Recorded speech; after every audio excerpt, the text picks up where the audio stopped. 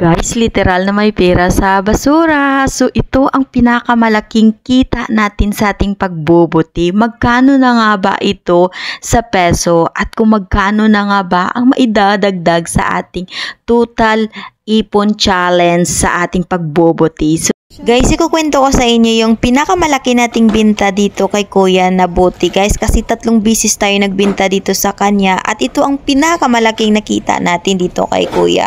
So guys, ikukwento ko sa inyo, ito is una kong binta dito, guys. Marami akong dala ditong bote, guys. I think nasa 202. So 202 yung dala nating bote dito, guys, and then ang dami niyan, guys, sobrang dami. So ang tuwa-tuwa ako dyan, guys, kasi nakarami tayo ng bote dyan. So ayan, guys, binigyan tayo ng reset ni Kuya para mapunta tayo doon sa bossing niya na magkuha tayo ng pera. Pero sabi niya wala daw pera, bukas na lang daw. Sabi ko okay lang. Tapos ayan, you guys, 202 yung bote natin dyan. So mga nasa 40 shekel na talaga yan, guys. Tapos next other day, guys, pumunta ulit tayo at ibinta natin ulit itong bote na na-collect natin noong nakaraang araw. So talaga, guys, everyday naghahanap tayo talaga, guys, ng mga bote. O ito, nag-walking ako with nagpupulot na rin tayo, guys. So nakabinta ulit tayo dyan kay Kuya, guys. Medyo maliit lang ito, guys, no? Hindi ito ganun kalaki ang nadala natin dito. Kasi yung mga bote na ito, ibinigay lang to ni Ate Poying sa atin.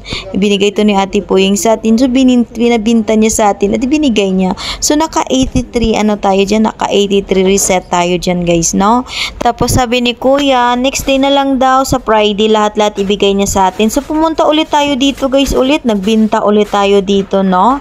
Nakabinta ulit tayo dito ng 120 na pieces. So guys, lahat-lahat ng ating mga na-kolekta na 3 resibo, alam mo, nasa 400 na bote. So dapat ang total nun is nasa 80 shekel na talaga, guys.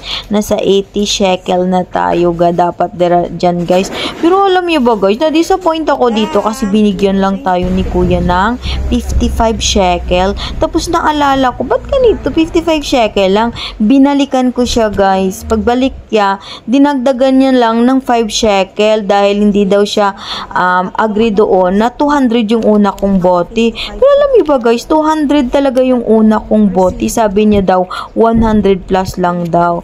Kaya okay lang, guys, kahit ganun ang nangyari. Pero hayaan mo na lang, baka nagkamali lang din siya. Kaya okay na lang din, lesson learned na lang to sa atin na next time na talagang ayusin talaga natin yung bago tayo aalis o i-clear muna natin. So guys, ito yung pinaka-exciting part is i-record na natin yung ating mga pinaguran na kita sa pagbubuti. So ngayon, guys, nung nakaraan naka 40 at naka 7 shekel tayo dyan, nitong September lang yan, guys, no? Tapos ito yung pangatlo nating na pagbubuti. Pero actually, guys, itong pinakamalaki na kita natin, guys, naka 60 shekel tayo. Pero alam niyo ba, guys, dapat 80 shekel talaga yan.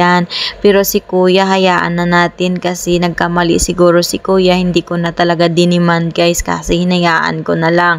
So ayan na, guys, nakatotal na tayo. So bali, guys, nitong September, guys, kumita tayo ng 107 shekel, guys, sa shekel. And then nung nakaraan naka 95 shekel tayo. So ang total ng shekel natin is 200 to, and then equivalent yan sa peso, guys, na 3,030 sa peso. So ayan, guys, naka 3,000 na tayo sa peso. Not bad, guys, diba? Nakamalaki na yan, pakinabang sa atin, guys, at abangan ninyo, guys, yung update ko always sa ating pagbobote at kung magkano lahat ng kikitain natin hanggang sa nagbobote tayo. So guys, may pera sa basura. Salamat sa panonood. More